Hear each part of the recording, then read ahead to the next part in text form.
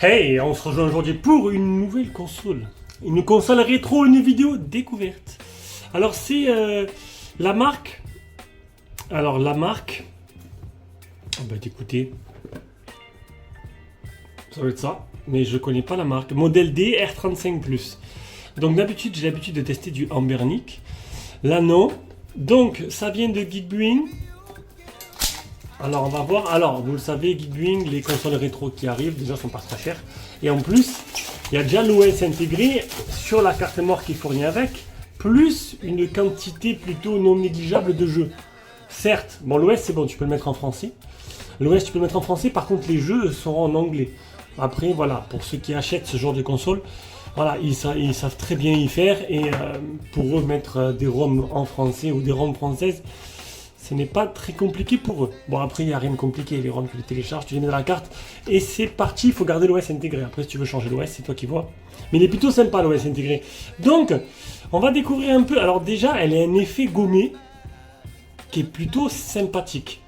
Là, on n'est pas sur du tout plastique, on est sur un effet gomme. J'aime bien. Bon, la couleur, faut aimer.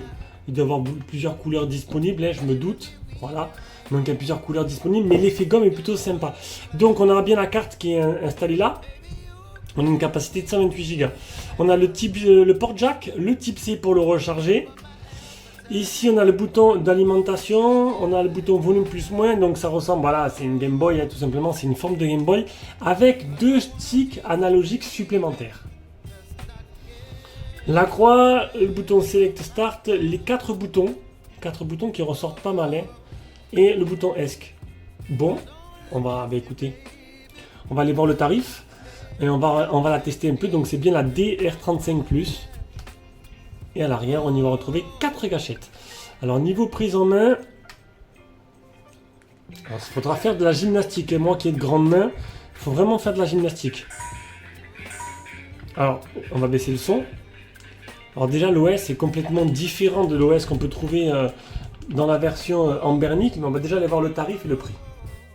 Donc voilà, donc on est sur ce Geekbuing, donc 51,28€ pour la console portable, une cinquantaine d'euros, ce qui est plutôt correct. Donc regardez un peu les caractéristiques principales. Point fort, un écran couleur HD de 3,5 pouces, définition résolution 640 x 480, un processeur R4 3326 quad-core pour la partie de la puce, manette de double stick, tactile à bascule, autonomie de la batterie 3000 mAh, fully upgrade, bon ça c'est bon, vous avez compris, c'est vous qui allez mettre à jour les jeux, l'OS et l'intégrer si l'OS intégré ne vous convient pas. 4 boutons à l'arrière qui seront personnalisables. Ça c'est le support des consoles, on va aller voir les consoles qui sont intégrées avec. Bon bien sûr c'est ça, c'est double joystick. Double joystick 360 degrés. Alors voilà, ce que je veux vous dire, c'est qu'en plus il y aurait l'air d'avoir des vibrations. C'est que c'est vous qui allez personnaliser. Après l'OS, bien sûr, vous le changez. Ça, c'est les petites consoles qui sont fournies avec. Donc sur AliExpress, bien sûr, il n'y a pas d'OS intégré, il n'y a pas de jeu. Mais là, c'est fourni, donc c'est plutôt pas mal. Ah, elle s'est éteinte, elle s'est mise en veille peut-être. Voilà. Donc, on va découvrir un peu les jeux intégrés et les consoles. Donc on a une petite borne d'arcade, alors je connais pas ce nom de borne d'arcade. On a la Sega Mega Drive, on a la Super Nintendo, la Game Boy Advance, la Game Boy Color, la PlayStation, on va tester la PlayStation, la CPS1, CPS2, IGS, Neo Geo, Last Played, donc ça c'est les derniers jeux joués. Les favoris, il n'y a pas énormément de consoles. Tous les jeux, download, sitting. Alors sitting, on va aller voir un peu. Langue, on va mettre en français. Donc là on a bien mis en français, donc après il y a pas mal de paramètres à vous de voir. On va aller voir les jeux PlayStation, on va tester 2 jeux, donc vu qu'il y a les joysticks analogiques, donc ça devrait être très pratique, même si je trouve que la position des joysticks fait que tu dois prendre la console à bout de doigt, c'est pas des plus pratiques. Après, vous le savez, j'en ai testé plusieurs, Biohazard 2 Bloody War, alors ça, comment je me rappelle, là, ça c'est, on remonte un peu dans mon enfance, DBZ, Mortal Kombat 4, alors je sais pas combien exactement de jeux, on va peut-être partir dans l'autre sens. Alors c'est vraiment un titre indicatif, hein, parce que vous allez vous-même mettre les jeux. Il y en a 183. Alors on va se faire un petit Crash Bandicoot pour tester. Après, on va peut-être partir sur la Game Boy. On va voir un peu la jouabilité. Comme je vous l'ai dit, moi, je préfère les formats, les consoles rétro format PSP. Je trouve que déjà, la prise en main est plus pratique et meilleure. Surtout que, bon, quand tu joues avec les croix et les boutons, ça va. Mais quand tu commences à utiliser... Alors, l'écran manque peut-être un peu de luminosité. Hein. C'est pas ouf. Ça a l'air un peu sombre. L'écran de Lambernic, la dernière que j'ai faite, était quand même un peu meilleur. Ça n'a pas l'air de trop ramer. Bon, après, c'est normal. Hein. New game, load game, new game. Donc, bien sûr, toutes les ROM sont en anglais. Hein. Comme je vous l'ai dit. À vous de changer après tout ça. Allez, on va appuyer sur pause. Allez, on se retrouve sur le jeu. Donc, le système anti-reflet... pas très efficace, ce système anti-reflet. Oh, bah écoute, c'est directement. L'écran, franchement, je trouve la qualité... Alors, j'ai l'option... L'OS est très limité niveau option. J'ai pas trouvé comment augmenter la luminosité de l'écran, si c'est possible. Parce que là, c'est pas très lumineux, j'ai envie de te dire. Donc ça réagit bien, mais je trouve que la qualité de l'écran est loin de ce que j'ai pu avoir avec Ambernic. Et le dernier modèle que j'ai fait hier, tout simplement, qui était quand même plus lumineux, de meilleure qualité.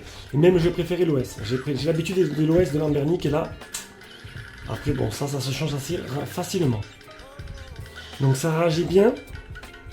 Alors je vous ai dit, hein, pour les grandes mains, c'est pas très pratique. J'ai un chat dans la gorge, oui. Ça permet d'avoir une autre voix que celle de Maïté d'ailleurs. Pas mal de reflets là. Hein. Voilà. Voilà, ça va un peu mieux. Le chat est parti. Et oui, et en fait... honnêtement, paramètres, il n'y a rien quoi. Paramètres de langue, volume, réinitialisation, c'est tout ce que j'ai. Alors non, je ne veux pas réinitialiser. Ah, bravo. Alors là, je l'ai mis en chinois. Ah, c'est bon. Le son est remonté à fond. C'est vraiment une vidéo découverte. Hein. Le volume réinitialisé, il n'y a rien.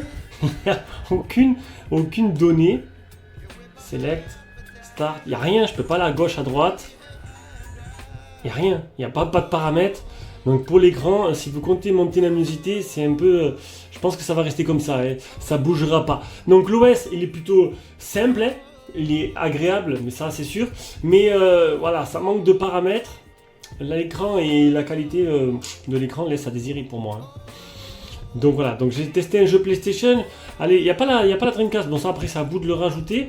Un petit Sonic, hein, ça fait longtemps un petit Sonic. Est-ce qu'ils y sont déjà? Alors là, du coup c'est classé par ordre alphabétique. Alors le S, on va peut-être partir à l'envers pour essayer de voir s'il n'y a pas les petits Sonic. Pas de Sonic à l'horizon. Bon, c'est pas grave. De toute façon, voilà, franchement, c'est vraiment le matériel qui prime dans ce genre de produit et non la partie logicielle qui peut être facilement changée. J'ai pas été très convaincu par la qualité de cette... voilà, les Ambernic, je suis assez séduit à chaque fois. Là, je suis pas très convaincu. Alors, elle est plutôt bien finie, elle est plutôt jolie, mais l'écran, elle est bien un peu... Voilà, je trouve que l'écran, il est en dessous de ce que j'ai pu avoir jusqu'à présent. Il faut s'adapter au niveau des joysticks, parce que du coup, la prise en main, ben, pour moi, c'est pas très pratique. Je préfère le bon format PSP. Bon, voilà, donc de toute façon, c'était une vidéo découverte. J'espère qu'elle vous a plu. Et on se rejoindra pour une prochaine vidéo. Ciao, ciao.